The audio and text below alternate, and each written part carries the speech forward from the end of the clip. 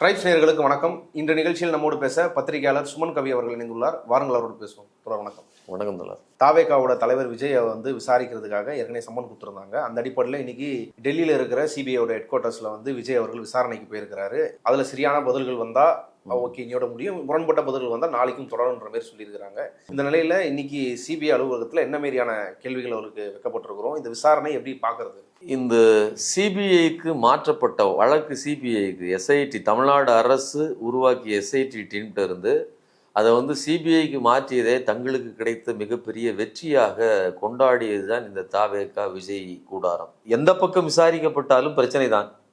நான் இங்கே விசாரிக்காமல் அங்கே போகிறதுங்கிறது எவ்வளோ பெரிய ஒரு பாழங்கணத்தில் போய் விழுந்திருக்கிறோம் அப்படிங்கிற அந்த புரிதல் இல்லாமல் அவர்கள் அது ஒரு கோலாகலமாக கொண்டாடிட்டாங்க. ஆனால் அதை தொடர்ந்து விசாரணை நடந்துச்சு எல்லா இடத்துலையும். அதாவது கரூரில் அங்கே பாதிக்கப்பட்ட இடம், சாலையின் அளவு, அங்கே இருக்கக்கூடிய கடைக்காரர்கள், அங்கே இருக்கக்கூடிய பொதுமக்கள் எல்லார்ட்டையும் விசாரணை நடந்துச்சு. அதுபோக அவர் பயன்படுத்திய பிரச்சார வாகனத்தில் என்னென்ன ஃபுட்டேஜ் இருந்துச்சு, என்ன அதோட என்ன அளவு என்ன எல்லாத்தையும் பார்த்தாங்க. டிரைவர் உட்பட விசாரிச்சாங்க. எல்லா விசாரணையும் முழுக்க நடந்துச்சு. இந்த விசாரணைன்றதுல ஒரு சிக்கல் இருக்குது. சிபிஐ விசாரணை இந்த விஷயத்துல நடக்கிறது இருக்குல்ல, கரூர் சம்பவத்துல, அது டெல்லியில ஏன் இவங்களை வர வச்சு விசாரிக்கணும்? தாவேகா ஒரு தலைவர் விஜயா இருக்கட்டும், நிர்வாகிகளா இருக்கட்டும், ஏன் டெல்லிக்கு வர வைக்கணும்? சம்பவம் நடந்தது கரூர்ல, கேம்ப் சிபிஐ போட்டிருக்கிறது கரூர்ல. அது இப்போ இருக்கும் கரூர் மாவட்ட நீதிமன்றத்துல தான் அது இருக்குது. இதுக்கப்புறம் எங்கன்னா மாற்றணுமோ அந்த எல்லைக்குள்ள இடத்துல தானே இவங்களே விசாரிக்கணும். களத்துக்கு பக்கத்துல விசாரிக்கும் போது தானே தெரியும். இல்ல சென்னை ஹெட் குவார்ட்டர்ஸ்ல விசாரிப்பீங்க, ஏன் டெல்லிக்கு வர வைக்கிறாங்க? அதுல ஒரு பிரச்சனை இருக்கிறதா சொல்றாங்களே, அது என்ன? அதாவது ஒரு கிரிமினல் கேஸா இருந்ததுன்னா அது சம்பவம் எங்க நடந்துச்சோ, ஒரு அசம்பாவிதம் நடந்திருக்குது, ஒரு சாம்பல் நடக்குது, இந்த மாதிரியான பிரச்சனைகள் நடந்த இடத்துல அங்கதான் விசாரிக்க முடியும். அங்கே நீங்கள் இருக்கிற கேம்ப்பு போட்டு அங்கே இருக்கக்கூடிய ஒரு போலீஸ் ஸ்டேஷன், அங்கே இருக்கக்கூடிய நீதிமன்றம், இது வட்டாரத்துக்குள்ளே மட்டும்தான் இவர்களுடைய விசாரணை வைத்திருக்க முடியும். சிபிஐ ஆஃபீஸ் போட்டிருப்பாங்க. ஆனால் இப்போ அதாவது ஒருவேளை கூப்பிட்டு விசாரிப்பதாக இருந்தால் நீங்கள் ஆன்டி கரப்ஷன், அதாவது சிபிஐயில் ஆன்டி கரப்ஷனுக்கான அந்த பிரச்சனை இருந்தால் மட்டும்தான் எங்கே இருந்தாலும் நீங்கள் டெல்லிக்கு வாங்கன்னு கூப்பிட்டு விசாரிக்க முடியும். அப்போ இதுக்கும் ஆன்டி கரப்ஷனுக்கு சம்மந்தம் இல்லை. அப்போ இதில் நீங்கள் இதை பயன்படுத்துறீங்க அப்படிங்கிறதுக்கு பொலிட்டிக்கல் இன்டென்ஷன் இருக்குது. நம்ம அதான் சொல்றோம், பாஜகவின் வளையத்துக்குள் அந்த ஆக்டோபஸ் கரங்களுக்கு மத்தியில் விஜய் வசமாக சிக்கி கொண்டிருக்கிறார். இன்னைக்கு விஜய் போறாரு, போனா அங்கே விஜயினுடைய கட்சிக்காரர்கள் யாரும், தொண்டர்கள் யாரும் வரக்கூடாது, வேற யாரும் வரக்கூடாதுன்னு முன்னறிவிப்பு செய்யப்பட்டது. ஆனாலும் கூட இவர்கள் எல்லாம் போய் காத்து கிடக்குறாங்க. யாரு? விஜயினுடைய கட்சிக்காரர்கள் பல பேர் போய் காத்துட்டு இருக்காங்க. ரசிகர்களே வந்திருக்காங்க. ஆமா, டெல்லியை சார்ந்தவங்களே பலரும் வந்திருக்காங்க. டிவிக்கே தளபதினு சொல்லி கொடியை பிடித்து கொண்டு விஜய்க்காக கோஷம் போட்டுக்கிட்டு இருக்கிறாங்க. இன்னும் ஒரு கொடுமை என்னன்னா, இவருக்கு ஒய் பிரிவு பாதுகாப்பு கொடுக்கப்பட்டிருக்குது. கிட்டத்தட்ட டெல்லியிலே ஒரு 3 மணி நேரம் போக்குவரத்தை எல்லாம் கிளியர் பண்ணி இவரை பாதுகாப்பு கொடுத்து இவரை கூப்பிட்டு போயிருக்காங்க. அதாவது எங்களோடு இணங்கி வந்து விட்டால் உங்களுக்கு பாதுகாப்பு இருக்கிறது அப்படிங்கிறத சமிக்கையாக சொல்லுகிறதெல்லாம் இதெல்லாம் சரிங்களா? அது மட்டும் இல்லாம இவர்கள் இப்போதும் விஜய் கட்சிக்காரர்கள், விஜய் ஆதரவாளர்கள் இப்போதும் திருந்தவில்லை அப்படிங்கிறதையும் இந்த கோஷம் காட்டுகிறது. ஆனா விஜய் கிட்ட நாம பார்க்க வேண்டியது என்னன்னா, 100 கேள்விகள் விஜய்க்கு அடுக்கடுக்காக 100 கேள்விகள் ப்ரிப்பரேஷன் பண்ணப்பட்டிருக்குது. அதுல குறிப்பாக 10 கேள்விகள் முக்கியமானது, அது வெளியாகி இருக்கிறது. முக்கியமான கேள்விகளை மட்டும் சொல்றேன். நிகழ்ச்சி நடைபெறும் நாளில் இறுதி முடிவு யாருடையது? அதாவது வண்டியை உள்ள கொண்டு போய் இந்த மாதிரி கூட்டத்தை நடத்துறோம், இப்படி போறோம், இந்த இதையெல்லாம் நீங்கள் முடிவெடுத்தது யார்? அது மட்டும் இல்லாம கூட்டம் அதிகமாகிறது என்ற தகவல் வந்தபோது நிகழ்ச்சியை தொடர சொன்னது யார்? நீங்க உள்ள டிஎஸ்பி உள்ள போகக்கூடாதுன்னு சொல்றாரு, இல்ல போயிடலாம் அப்படின்னு இவங்க முடிவு சொல்றாங்க. அப்படி சொன்னது யார்? காவல்துறை தடுத்தும் போது. ஆமா, காவல்துறை தடுத்து நீங்க போயிருக்கீங்க. அதை முடிவு பண்ணது யாருன்னு கேக்குறாங்க. ஆமா, இந்த முடிவு யார் எடுத்தது? சொன்னது ஒருத்தரா இருப்பாருங்க, முடிவு யார் எடுத்தா? விஜய் சொல்லாமல் அவர்கள் அங்கே முடிவு எடுத்துக்கிட்டாங்களா அப்படிங்கிற ஒரு கேள்வி இருக்குது. இன்னொன்னு, கீழே இருந்து குழந்தை ஒண்ணு காணுங்கிறது வந்துச்சு. ஒரு அம்மாவுக்கு தண்ணி தேவைப்படுது, ஒரு குழந்தைக்கு தண்ணி தேவைப்படுதுன்னு வந்துச்சு. அப்பெல்லாம் இவங்க தூக்கி போட்டாங்க. குழந்தை காணுங்கிற செய்தியை ஆதவர்ஜுனா லேட்டா சொல்லுவார். அவர் அந்த பாட்டு பாடி முடிக்கிறதுக்கு அவர் வெயிட் பண்ணுவார். கீழே இருந்து தகவல் வந்துடும். அப்போ இந்த விஷயங்களை எல்லாம் நீங்கள் எப்படி ஹேண்டில் பண்ணீங்க? அங்க ஒரு பிரச்சனை ஏற்பட்டு விட்டதுன்னு செய்தி வந்த உடனே ரியாக்ட் பண்ணீங்களா, அல்லது உங்களுடைய நிகழ்ச்சியை நடத்துறதுக்கு மும்முரம் காட்டினீங்களா? இதெல்லாம் அவர்கள் கேட்டிருக்காங்க. கூட்ட நெரிசல் ஏற்பட்ட அந்த நிமிடத்தில் நீங்கள் எங்கே இருந்தீர்கள்? காயமடைந்தவர்கள் பற்றி உங்களுடைய உடனடி தகவல் கிடைத்ததா? இதெல்லாம் கேட்டிருக்காங்க. நம்ம அதுல வீடியோவில் இருக்குது. இதெல்லாம் தாண்டி மிக முக்கியமானது, இவ்வளவு பெரிய கூட்டத்தை கூட்டி விட்டு ஏன் தாமதமாக வந்தீர்கள்? 8:45 நாமக்கல்னு சொல்லிட்டு வீட்டில இருந்தே 8:45 ஏன் கிளம்புனீங்க? 12:30 மணிக்கு நான் கரூர்ல இருப்பேன்னு சொல்லிட்டு 7 மணிக்கு ஏன் வந்தீங்க? 6-7 மணி நேரம் காக்க வைப்பதற்கு காரணம் என்ன அப்படின்னு கேட்டிருக்காங்க. இது போக இன்னும் 100 கேள்விகள் அவரை கிட்டத்தட்ட 5 மணி நேரம் அவர்கிட்ட விசாரணை நடத்தப்பட்டிருக்கிறது. இல்ல இப்ப நான் ஒரு இதுக்காக கேட்கறேன், புரிஞ்சுக்கிறதுக்காக. இப்போ விஜய் அவர்கிட்ட இந்த மாதிரி குழந்தைய காணும்னு சொன்னாங்க, முதல் தண்ணி கேட்டாங்க, இதெல்லாம் நடந்தது. இப்போ இதெல்லாம் நடந்த பிறகு நீங்க அதை நிப்பாட்டி அதை சரி பண்றதுக்குள்ள போயிருக்கணும். ஏன் மறுபடியும் பேச தொடர்ந்தீங்க? குழந்தைய காணும்னப்போ முடிச்சிட்டாரு, அதுக்கு முன்னாடி தண்ணி கேட்கும் போது மறுபடியும் பேசுறாரு அவரு. ஏன் அப்படி பேசுனீங்கன்னு கேள்வி கேட்டா அதை சரி செய்ய தானே போயிருக்கணும். மாறி ஏன் பேசுனீங்கன்னு கேள்வி கேட்டா அதுக்கு என்ன சொல்ல முடியும் விஜய்? விஜயால என்ன சொல்ல முடியும் அப்படின்னா, எனக்கு அதாவது என்னன்னா, நான் முடிவெடுக்கல. இப்போ நீங்க இவர்களுடைய இவங்களுடைய பேட்டர்னே பாருங்க. ஆதவ அர்ஜுனாவை கேள்வி கேட்டா புசி ஆனந்த கை காட்டுறாரு. இதான் நடந்துச்சு. போன இன்வெஸ்டிகேஷன்ல நடந்தது என்ன அப்படின்னு பாத்தீங்கன்னா, ஆதவ அர்ஜுனாட்ட கேள்விகள் கேட்கப்படும் போது இதெல்லாம் புசி ஆனந்த் பொதுச் செயலாளர் தான் எல்லாத்தையும் பாக்குறாருன்னு சொல்றாரு. புசி ஆனந்த கேள்வியை கேட்டா அவர் மதியழகன் மேல கையை மாவட்ட செயலாளர் தான் எல்லாத்தையும் பண்றாரு. இப்ப விஜய் கிட்ட நீங்க கேள்வி கேட்டீங்கன்னா அவர் மறுபடியும் புசி ஆனந்தே கை காட்டுவார். இப்ப நான் இல்ல, இது நீங்க பால கைமாத்தி போடுறதுன்னு சொல்லுவாங்க இல்லையா, ரெஸ்பான்சிபிலிட்டியை எனதாக்கி கொள்ளாமல் அதுக்கு அவன் தான் காரணம்னு தூக்கி தள்ளி போடுறது, இதைத்தான் இவர்கள் செய்கிறாங்க. இன்னும் மோசமானதை செஞ்சாங்க. நீங்க கரூர்ல வேறொரு அமைச்சர் தான் இதுக்கு காரணம்னு சொன்னாங்க இல்லையா, அந்த காரணத்தை இவர்களால் இங்க அப்படி சொல்லவே இல்லை. இவ்வளவு கேள்விகள் கேட்கப்படுது. விஜய் அதை சொல்ல மாட்டாரா? விஜய் சொல்ல மாட்டார். ஏன்னா அப்படி சொன்னதா இருந்தால், நான் என்ன சொல்றேன், ஒருவேளை அவர்கள் அதை சொல்வதாக இருந்தால், ஆதவ அர்ஜுனா கூட சொல்றதுக்கு வாய்ப்பு இருக்கு. சொல்லி இருந்தால் அதற்கு என்ன ப்ரூஃப்? ஆரம்பத்தில் என்ன சொன்னாங்க, பெப்பர் ஸ்ப்ரே அடிச்சாங்க, பின்னாடி இருந்து குத்துனாங்க, மதியகளோட ஒய்ஃப் எல்லாம் பேசிச்சுது. அப்ப அதெல்லாம் நீங்க சொல்றதா இருந்தால் அதற்கு என்ன ப்ரூஃப்? கரண்டை கட் பண்ணாங்கன்னு சொல்றீங்க. கரண்ட் ஏற்கனவே அங்கே மக்கள் மேல ஏறி இந்த கரண்ட் கம்பிக்கு மேல ஏறுறாங்க, கரண்ட் பாஸ் ஆகிட்டு இருக்குங்கிற நெருக்கடியில நீங்க நியமித்திருக்கிற நபர் தான் கரண்டை கட் பண்றாரு தவிர வேற யாரும் எங்கேயோ இருந்து வர்றது கட் பண்ணல. ஸோ இதெல்லாம் ரீசன் இருக்குது. நீங்க பிரச்சனை நடக்கும் போது அதை நிறுத்தி விட்டு அதுக்கு ரெஸ்பான்சிபிலிட்டியா இறங்குனீங்களா இறங்கலையா, மக்களுக்காக நின்னீங்களா நிக்கலையாங்கிற கேள்விகள் எல்லாம் இங்க இருக்கிறது. இந்த பதில் எல்லாம் எப்படி பதிவு செய்யப்படுது? இவர் சொல்றதெல்லாம் ரொம்ப ரொம்ப யோசிச்சுதான் சொல்ல வேண்டியது இருக்கு. ஏன்னா இதெல்லாம் பதிவு செய்யப்பட முடியுமா? இப்போ இதுல 2 விதமாக பதிவு செய்யப்படுது. ஒண்ணு விஜயே இதற்கான பதில்களை எல்லாம் எழுதி அவர் கையெழுத்து போட்டு அவர் கொடுக்கணும் ஒண்ணு. இன்னொன்னு அவர்கள் ரெஜிஸ்டர் பண்ணிருந்தாங்க அவர் சொல்றத ஃபுல்லா, அதுக்கப்புறம் நீங்க படிச்சு பாருங்க அப்படின்னு சொல்லி அவர்கிட்ட கொடுத்து அவர் அதுல கையெழுத்து போட்டு கொடுக்குறாரு. இப்படி 2 விதமாக விசாரணை நடத்தியிருக்காங்க. அப்படிங்கிற சிபிஐ அலுவலகத்துக்கு முன்னாடி வரக்கூடாதுன்னு நீங்க சொல்லியிருந்தீங்க, வரக்கூடாது உத்தரவு போட்டு வந்திருக்கிறாங்க. வந்தவர்களை தொலைக்காட்சி சேர்ந்த நிருபர்கள் பேட்டி எடுத்திருக்கிறாங்க. அதாவது தாவேகா தொண்டர்னு சொல்லியிருக்காங்க, இல்லை விஜய் ஃபேன்ஸ்னு அவங்களே சொல்லிக்கிறாங்க. அவங்க என்ன சொல்றாங்கன்னா, இது என்ன நடந்தது எல்லாருக்கும் தெரியும், மறுபடியும் அதே விஷயம் சொல்லிட்டு, அவர் விஜய் கண்ணை பார்த்தாலே தெரியுது, அவர் தூங்கியே பல நாள் ஆச்சு, நம்மளும் அதுக்கு ஒரு காரணம் ஆயிட்டோமே, அவர் ஒரு குற்ற உணர்ச்சியில் இருப்பாரு, அவர் மேல தப்பு இருக்குன்னு அவர் விசாரணை கூப்பிடல, அவர் ஒரு சாட்சி, அதெல்லாம் பார்த்துருக்கிறாரு அப்படின்னு. அது யார் செஞ்சாங்களோ அவங்கள இன்னும் வலுப்படுத்துறதுக்காக, அவங்க மேல குற்றத்தை வலுப்படுத்துறதுக்காக தான் விஜய சாட்சியா தான் கூப்பிட்டுருக்காங்க. அவரு ஏன் இப்படி தடுக்கிறீங்க அவர் வர்றதுன்ற மாதிரி மறுபடியும் அங்கேயே பேசுறாங்க, சிபிஐ ஆஃபீஸ் வெளியே பேசுறாங்க. இதை இன்னொரு கட்சி செய்ய முடியாதுல இல்ல. அதாவது இந்த இவர்களுக்கு ஒரு பெரிய அதீத விஜய் மேல ஒரு பற்றுதல் இருக்குது, அவங்க பேசுறாங்க அப்படின்னு நம்ம எடுத்துக்கலாம். ஆனா இப்ப நமக்கு என்ன கேள்வின்னா, விஜய் அதற்கு பிறகுதான் ரொம்ப ஜாலியா துள்ளி குதிச்சாரு.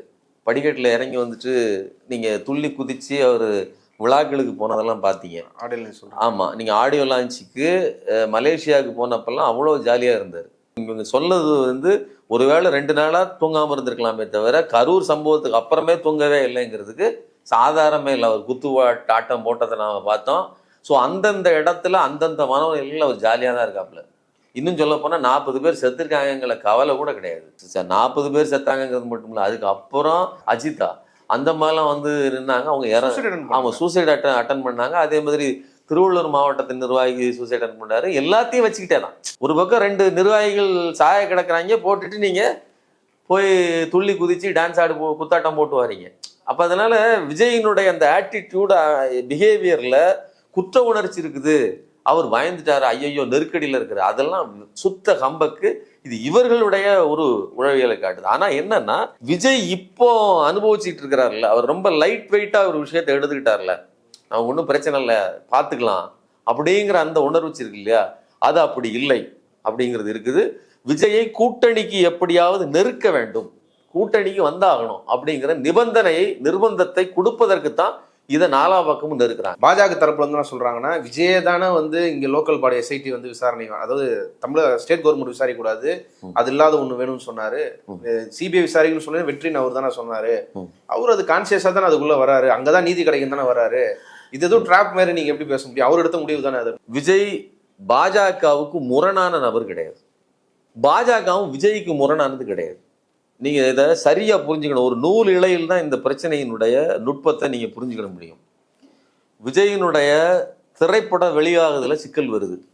அந்த திரைப்படத்துக்காக வாதாடுகிறவர் யாரு அப்படின்னா, முகில் ரோத்தகி அப்படிங்கிற 2014 இருந்து 2017 வரையிலும் அட்டார்னி ஜெனரலா இருந்த பாஜக ஆதரவு பெற்ற அல்லது பாஜக சார்பு கொண்ட ஒரு நபர். பாஜக பீரியட்ல தான், ஆமா பீரியட்ல தான் இருக்கிறாரு அவரு. அப்புறம் சதீஷ் பராசரன்ங்கிற யாரு அப்படின்னா, பாபர் மசூதி இடிப்பு வழக்கு நடந்துச்சு இல்லையா, அதுல அவர் பழைய அட்டார்னி ஜெனரலா இருந்தவர், தமிழ்நாட்டை சேர்ந்த பராசரன்கிற மிக மூத்த வழக்கறிஞர்.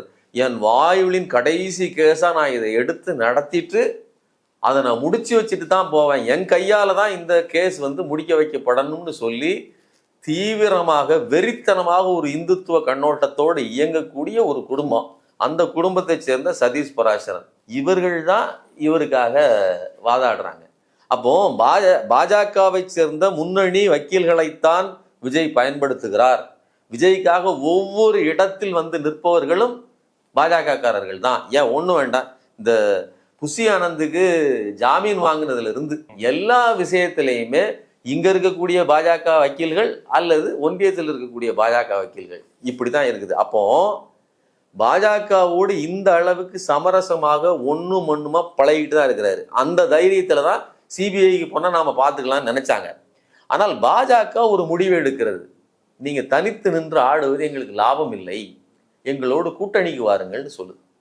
நான் என்ன கேட்குறேன், விஜயை பொறுத்தவரைக்கும் நீங்க எனக்கு எதிரி வந்து திமுக தான் அப்படின்னு சொல்லி இந்த பிரச்சனைகள்லாம் நடக்கும்போது, ஸ்டாலின் அங்கிள் வாங்க, உங்களுக்கு தில் இருந்தா என்னை வந்து தொட்டு பாருங்க, நான் பனையூர்ல தான் இருப்பேன் அப்படின்னு சவடால் விட்டீங்கல்ல.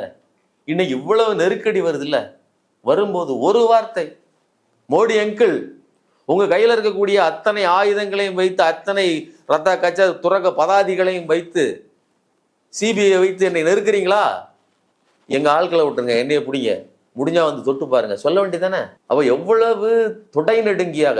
நான் என்ன சொல்றேன், உங்களுக்கு ஒண்ணுன்னா நான் வந்து நிப்பேன், மக்களே உங்களுக்கு ஒரு பிரச்சனைனா நான் வருவேன் அப்படின்னு சொல்ற விஜய், தனக்கு ஒரு பிரச்சனை இன்னைக்கு பாஜக எல்லா விதத்திலையும் வட்டத்தை போட்டுட்டு, ஒரு பக்கம் ஜனநாயகம் ரிலீஸ் கிடையாது, இன்னொரு பக்கம் நீங்க ரிலீஸ் கிடையாது அப்படிங்கிற மாதிரி உங்களை விசாரிக்குது, உங்கள் கட்சிக்காரர்களை நெருக்கடி கொடுக்குது, கண் முன்னால தெரியுது. இல்ல இப்ப இந்த சென்சார் விஷயத்துல எப்படி பாஜக தான் அதை செய்யுதுன்னு சொல்றீங்க? இப்போ பாஜகவை சேர்ந்தவர்கள் எல்லாம் சொல்றாங்கன்னா, தமிழிசையா இருக்கட்டும், இன்னும் பலர் கஸ்தூரி பலர் இருக்கட்டும், அண்ணாமலை கூட இருக்கட்டும், நாங்க தடுக்கிறதா இருந்தா பராசக்தியை தானே முதல் தடுக்கணும், சென்சார் பண்ணி, அதுதானே எங்களுக்கு நேரடியாக எதிர்ப்படும், அதை நாங்க விட்டுட்டு ஏன் நாங்க ஜனநாயகம் தடுக்கணும்? இது பொருளற்ற. பராசக்தி தடுக்கப்படலன்னு எப்படி சொல்ல முடியும்? விஜய் வந்து விஜய்க்கு தடுக்கப்பட்டதுங்கிறது வந்து விஜய் கத்துறாரு, விஜய் வெளியில கத்துறாரு மீன்ஸ் விஜய் சார்ந்தவர்கள் அதை வெளியில பூதகரப்படுத்துறாங்க. பராசக்திக்கு 25 இடங்கள்ல வெட்டு விழுந்திருக்குது, வசனங்கள் தரித்து தூக்கப்பட்டிருக்குது, கடைசி நிமிஷம் வரலும் உங்களுக்கு சர்டிபிகேட் கொடுக்கறதுல இழுத்தடிப்பு செஞ்சாங்க, எல்லாம் பிரச்சனை இல்லாம இல்ல. இப்ப சென்னை உயர்நீதிமன்றத்துல இந்த கேஸ் நடக்கு இல்லையா, உங்களுக்கு ஜனநாயகம் சம்பந்தப்பட்ட கேஸ் நடக்குது, உடனடியாக நாங்க இன்னைக்கு ரிலீஸ் பண்ணி ஆகணும் அப்படின்னு சொன்ன உடனே யூஏ சர்டிபிகேட்டை கொடுத்துட்டு உடனடியாக இதை வந்து நீங்க படத்தை ரிலீஸ் பண்றதுக்கு அனுமதிங்கன்னு சொல்லி நீதிபதி சொல்றாரு. அடுத்த கட்டமாக உடனே இந்த கேஸை மறு அமர்வுக்கு கொண்டு போறாங்க. இவர் துஷார் மேத்தா நேரடியா அங்கிருந்து காணொளி காட்சி மூலமாக சொலிசிட்டர் ஜெனரல் அவரு ஆஜராகிறாரு. அடுத்து அந்த கேஸை மறுபடியும் எடுக்கிறாங்க, மறு விசாரணைக்கு எடுக்கப்படுது. 21ஆம் தேதி தான் வந்து தீர்ப்பளிக்கப்படும் தள்ளி வச்சிருக்காங்க. சரிங்களா? அப்ப இந்த அளவுக்கு நெருக்கடி கொடுக்கப்படுது இல்லையா. தமிழ்நாடு முதலமைச்சர் அவர் என்ன சொல்றாரு, உங்களுக்கு நீங்க என்ன சொல்றீங்க, ஒவ்வொரு இடத்துலயும் எனக்கு பொலிட்டிக்கல் எதிரி இவர் தான், அரசியல் எதிரி இவர் தான் சொல்றீங்க. அவர் சொல்றாரு, பாஜக தன் கையில் இருக்கக்கூடிய இடி, இன்கம் டாக்ஸ் மாதிரி, சிபிஐ மாதிரி தன்னுடைய சென்சார் போர்டையும் பயன்படுத்துகிறது, அது பராசக்தியும் ஒடுக்குகிறது, இதையும் ஒடுக்குதுன்னு சொல்லி பகிரங்கமா ஒரு ஜனநாயக பிரச்சனைக்கும் சேர்த்தான் சொல்றாரு. அது இந்த விஷயத்தை இப்படி ஒரு டிட்டு போடுறதுங்கிறது அது பராசக்தினோ ஜனநாயகனோ சொல்லல. இந்த சிபிஎஃப்சி இருக்கு இல்லையா, central board of film certification, அந்த போர்டையே வந்து நீங்க இப்படி நெருக்கடி கொடுப்பதற்கான ஒரு அமைப்பாக உருவாக்குகிறீர்கள் அப்படின்னு சொல்றாரு. அப்போ அவர் அவ்வளவு தெளிவாக அழுத்தமாக பேசும்போது உண்மையிலேயே நெருக்கடி உங்களுக்கு தான். நீங்க பேசிருக்கணும் கூடாது. ஏன் பேச மாட்டாங்க? அதாவது விஜய் கோழை இல்லை, அதாவது கோழைத்தனத்திலையும் மிக மோசமான கோழை. அதாவது ஒரு துளி அளவு கூட அரசியல் அறிவோ எதிர்த்து போராடுகிற போராட்ட குணமோ எதுவுமே கிடையாது. காரியம் என்னங்க, ஜெயலலிதா அந்த படத்தை டைம் டு லீடு தலைவா படத்தை நிறுத்தி வச்சுது, போய் காத்து கிடந்து கையை காலெல்லாம் கட்டி. இன்னைக்கு அதான் நடந்துச்சு. அங்க விஷுவலை நீங்க பாத்துக்கங்க. அன்னைக்கு ஜெயலலிதா கிட்ட இப்படி நின்றுட்டு இருந்தாரு, இப்போ வீடியோ எடுக்கப்படலை.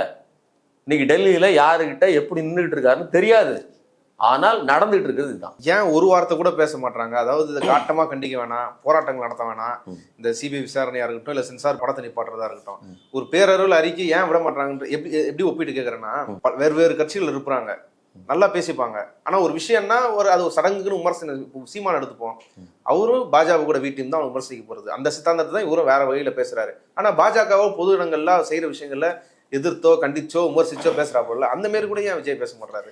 இல்ல, விஜயை பொறுத்தவரையிலும் அவர் திரைப்படத்துல சவடால் விடுவதற்கான ஆள் தான். அவர் வந்து மேடையில இப்ப கொடுக்கப்பட்டிருக்கிற அந்த டாஸ்க் வந்து சிறுபான்மையினர் வாக்குகளை பிரிப்பது, திமுகவை எதிர்ப்பது, இதுதான் அவருடைய அந்த வேடத்துக்கான இடம்.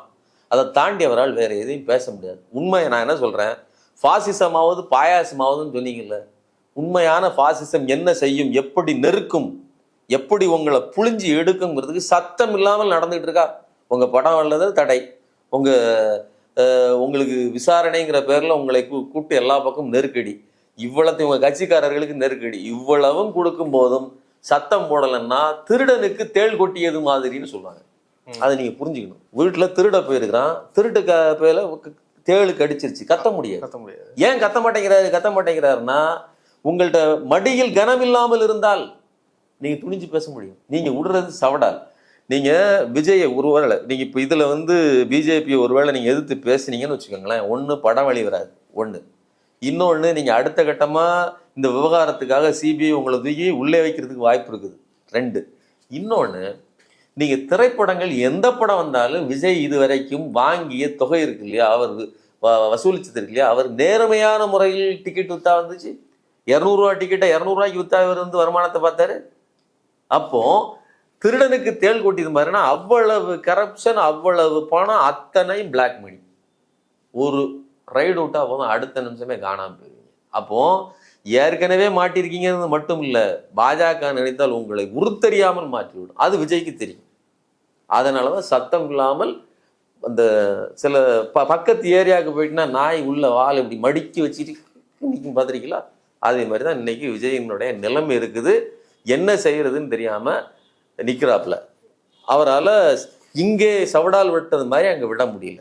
இல்லை, இப்போ திமுக முதல்வர்களே வந்து இந்த மாதிரி சென்சார் போர்டை கண்டிச்சு ஒன்று போட்டிருக்காரு. இன்னைக்கு திமுக சார்ந்த பல நபர்களும் வந்து ஊடகங்கள்ல விஜய சிபிஐ விசாரிக்கிறது தப்புன்ற கருத்தை வந்து திமுகவை சார்ந்தவர்களே வந்து பதிவு பண்ணிட்டு இருக்கிறாங்க. இப்படி ஒரு தரப்பு வந்து பாஜக விஜயை ஒடுக்குதுன்னு சொல்லி திமுக தரப்புல இருந்து ஆதரவு. இன்னொரு பக்கம் ஜனநாயகன் தடைக்கும் சரி, சென்சார் போர்டு பிரச்சனைக்கும் சரி, காங்கிரஸ்காரங்க முழுக்க விஜய்க்கு ஒரு ஆதரவு நிலைப்பாடு எடுத்திருக்கிறாங்க. பல தலைவர்கள் அதை வலியுறுத்தி பேசுறாங்க. காங்கிரஸில் இருக்கக்கூடிய சில கூடாரங்கள், சில அதாவது அணி, தனித்தனி அணியா பிரிஞ்சிருக்காங்கல்ல, அதுல சிலருக்கு வந்து திமுக கூட்டணி மேல் இருக்கக்கூடிய அதிருப்தி, புதிய வாய்ப்புகளை தேடணுங்கிற ஒரு நோக்கம், தங்கள் அணிக்குள்ளே இருக்கக்கூடியவர்கள் அடுத்து எம்எல்ஏ சீட் வாங்கி ஜெயிச்சிடக்கூடாதுங்கிற அந்த உளவியல்.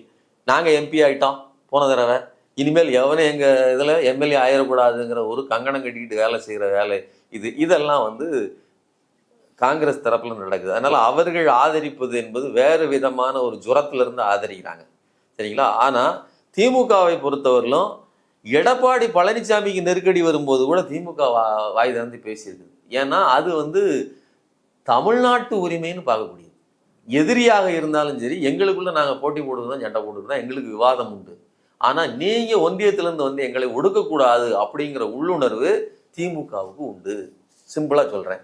பன்வாரிலால் புரோஹித் நான் நகர்வலம் வருகிறேன்னு சொல்லி ராஜா மாதிரி அப்படி வெளியில் வந்து எடப்பாடி பழனிசாமி ஆட்சி காலத்தில் 2017 நினைக்கிறேன், வெளியில் வந்து எல்லாத்தையும் செக் பண்ணுறாப்புல, இங்கே மக்கள்லாம் நல்லா வாழ்கிறாங்களா, எப்படி இருக்காங்க, என்னன்னு ஒவ்வொன்றையும் விசாரிக்கிறார். அப்போ திமுக கடுமையாக போராட்டத்தை நடந்துச்சு.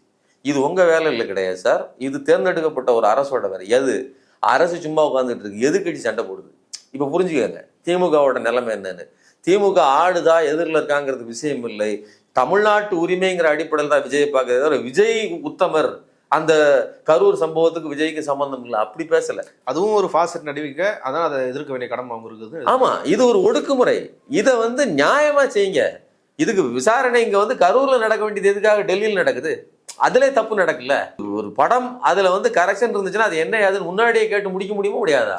அதை நீங்க வந்து கடைசியில் இழுத்தடிக்கிறீங்க. கடைசி நிமிஷத்துல யூஏ சர்டிபிகேட் கொடுத்ததுக்கு அப்புறமும் போட்டு கழுத்தை நெரிக்கிறீங்க.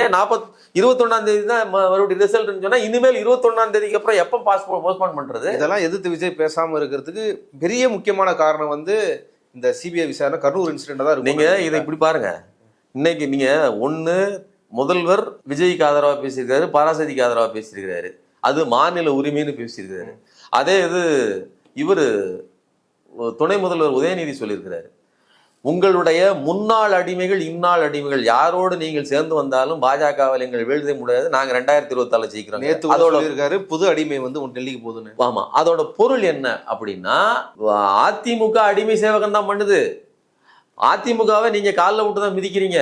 எங்களுடைய உரிமைகள், அதாவது அது ஒரு மாநில கட்சிங்கிற அடிப்படையில் நாங்கள் அதை பாதுகாக்கிறோம், சரிங்களா? அதே மாதிரி தான் விஜயையும் நீங்கள் நெருக்கிறீங்க.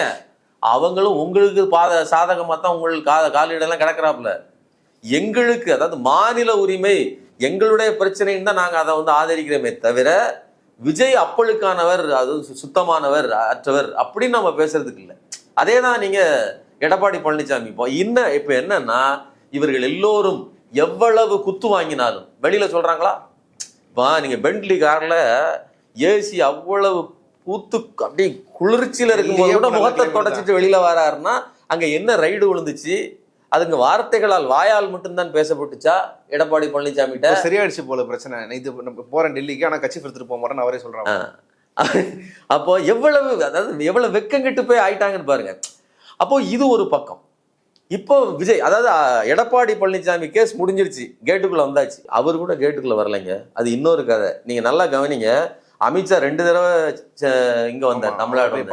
இவர் திருச்சியில விட பார்க்கல, புதுக்கோட்டை வந்தாருன்னு நினைக்கிறேன், போய் பார்க்கல. ஆனா நான் வந்திருக்கிறேன், என்னிட்ட வந்து நீ பேச மாட்டேங்கிற, பார்க்க மாட்டேங்கிறன்னு சொல்லி மிரட்டி தான் கூட்டு போறாப்புல. 2 விதமா நடக்குது. ஒண்ணு, எடப்பாடி பழனிசாமி டெல்லிக்கு ஓடுறாரு, கட்சி போய் எடுத்துட்டு போலே தவிர அங்க என்ன நடக்க போகுதுன்னு முன்கூட்டியே தயாராயிட்டாங்க. இது பண்ணி இப்போ 23 மோடியை வர வைக்கிறதுக்கு அதிமுக பாஜக சேர்ந்து கூட்டம். ஆமா, தயாராயிட்டாங்க. இப்போ விஜய் வந்து, அதாவது இந்த வசக்குவாங்கல்ல, அதாவது என்ன மாட்டையோ அல்லது இந்த இதெல்லாம் பழக்குவாங்கல்ல, அதே மாதிரி விஜயை தங்களுடைய கட்டுப்பாட்டுக்குள் கொண்டு வருவதற்கு பழக்குகிறார்கள். அதுக்கு விஜய் ஒத்து வருவாராங்கிறதுலாம் பிரச்சனை இருக்குது.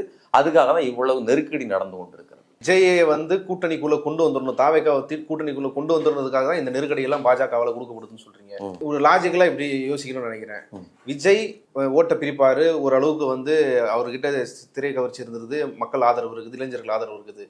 ஆனா அதே சமயம் தமிழ்நாட்டில் வந்து பாஜக எதிர்ப்புன்றது ஓரளவுக்கு வலுவா இருக்குது. விஜய் அவங்க கூட போயிட்டா அது விஜயோட செல்வாக்கே வந்து இழக்கிறது தானே செய்யும். விஜயே அது எப்படி விரும்புவாரு? இல்லை பாஜகவே அவருக்கு இப்போ ஒரு ஓட்ட பிரிக்கிறது வலிமையா இருக்கிறான், அவன் நம்ம கூட சேர்த்துட்டு ஏன் அதை அவரோட வலிமை குறைக்கணும்னு நினைக்காத? அதாவது இந்த விவகாரத்தில் நீங்கள் 2024 தேர்தலினுடைய அந்த வெற்றியினுடைய பேட்டர்னை பார்க்கணும். அதாவது டிஎம்கே அலையன்ஸ் வந்து 46.97%, கிட்டத்தட்ட 50%, 47-48% எடுத்திருக்காங்கன்னு வச்சுக்கோங்களேன். இவர்கள் என்டிஏ கூட்டணி 18.28, ஏடிஎம்கே 23. நீங்க இப்போ இப்படி ரெண்டையும் சேர்த்துருங்க. சேர்த்தீங்க அப்படின்னு சொன்னா 23 மொத்தம் 33 38 41% ஆயிருச்சு. இப்போ விஜய் வந்துட்டாரு அப்படின்னு சொன்னா விஜயினுடைய விஜய் எல்லா பக்கமும் இழுப்பார், எல்லா பக்கமும் இழப்பு இருக்கும். திமுக பக்கம் மிக குறைவாகத்தான் இருக்கும். நீங்க எந்த ஸ்ட்ராட்டஜி வேணாலும் எடுத்துக்கோங்க. திமுக பக்கமான ஏன்னா ஆன்டி இன்கம்பன்சி வாக்குகளைத்தான் யாரு பிரிப்பது, அதுதான் இங்க இருக்கக்கூடிய பிரச்சனை. திமுகவை திட்டிக்கிட்டு இருக்கிறதுல யார் யார் எங்கெங்க போறாங்க அப்படிங்கிறதான். அப்ப விஜய் வந்தா யாருடைய வாக்கு போவோம்? இந்த 41% பெரும்பகுதி வாக்கு போகும். அது போக புது வாக்காளர்கள் வருவாங்க. அப்போ விஜயினுடைய அந்த அந்த வாக்குகள் போயிடுச்சு அப்படின்னா இந்த 40%க்கு கீழே போயிடும். அதனால விஜயை இழுத்து உள்ள வச்சுக்கிட்டோம்னா கூடுதலாக நம்பர்ஸ் வரும், புது வாக்காளர்களின் எண்ணிக்கையும் வரும். குறைந்தபட்சம் 43 44ங்கிற அளவில் ஒரு டஃப் ஃபைட்டர் திமுக கூட்டணிக்கும் இதுக்கும் இடையில கொடுக்க முடியும். ஒரு ஸ்ட்ராட்டஜிக்கலா இப்படி செய்ய முடியும்னு நினைக்கிறாங்க. இதுதான் அவர்கள் போட்டிருக்கிற திட்டம். விஜய முதல்ல என்ன நினைச்சாங்க, நீங்க சொன்ன மாதிரி திமுகவினுடைய சிறுபான்மையினர் வாக்குகளை சிதைக்கலாம்னு. அப்படி முடியல. விஜய் அதுக்கான ஆளாக இல்லை. ஏன்னு கேளுங்க, நீங்க திருப்பரங்குன்ற விவகாரம் நடக்குது, ஒரு வார்த்தை பேசுறீங்க. நீங்க கிறிஸ்துமஸ் விழாவில் கண்ணாடி தூக்கி விட்டுட்டு குழந்தைகளோட கைத்தட்டி பாட்டு போனாப்புல கிறிஸ்தவர்கள் ஏமாந்துருவாங்களா? அவ்வளவு என்ன விவரம் தெரியாதவர்களா கிறிஸ்தவர்கள்? நீ திருப்பரங்குன்ற விவகாரத்தில் நீ இங்கதானே இருந்த, வாயில என்ன வச்சிருந்த? கொள்கை எதிரி தானே உனக்கு. நீ என்ன சொல்ற? அதெல்லாம் விட்டுட்டு களத்திலே இல்லாதவர்களை பற்றி நான் பேச மாட்டேன்னு சொல்றேன். அவங்க களத்தில் இல்லாதவர்கள். அவங்களோட ஸ்டேட்மெண்ட் அதுல வந்து தமிழக அரசு தான் தப்பா கையாளுச்சுன்றது. அது யாரோட பேச்சு? இது முழுக்க முழுக்க ஒரு பாஜகவை பாதுகாக்கிற பேச்சு. தமிழ்நாடு அரசு தப்பு பண்ணுது, பாஜக சரியா தான் இருக்குது, ஜி.ஆர். சுவாமிநாதன் மிகச்சரியாக செயல்படுகிறார், இதெல்லாம் யார் பேசுறா? இது சங்கிகள் பேசுறாங்க, ட்விட்டர்ல இருந்து எல்லா இதுலயும். அதை தான் நீங்க பேசுறீங்க. சரி, இதுல கூட அப்ப இதுல அம்பலப்பட்டுட்டீங்க. அதனால கிறிஸ்தவர்கள் இங்க உங்களை இது இப்போ பாஜகவுக்கு விஜயின் அவதார நோக்கம் பாஜகவுக்கு முடிந்து விட்டது. என்னன்னா விஜயால் அவர்கள் எதிர்பார்த்தது மாதிரி சிறுபான்மையினர் வாக்குகளை முழுவதுமாக பிரிக்க முடியாது. அப்போ அதிமுக கிட்ட இருந்து பிரியுது இல்லையா, அந்த ஆன்டி இன்கம்பன்சி வாக்குகளை சேர்த்தாகணும். இப்ப புரிஞ்சுல உங்களுக்கு? லாபம் வருதோ இல்லையோ நட்டம் இல்லாமல் கூட்டணி அமைக்கணும். அதுக்கு விஜய் உள்ள வரணும். இதுதான் இப்ப இருக்கிற சினாரியோ. இப்ப விஜய் வெளில இருக்கிறது இன்னும் மோசமா இவங்க தோல்வியை தான் உத்தரவாதப்படுத்துது. மிக மோசமான தோல்வி ஏற்படுத்தும் இந்தியா கூட்டணிக்கு. ஓகே, இவ்வளவு நேரம் இந்த செய்தி குறித்து விரிவா உங்க கருத்துக்களை பகிர்ந்து கொண்டதுக்கு நன்றி. நன்றி.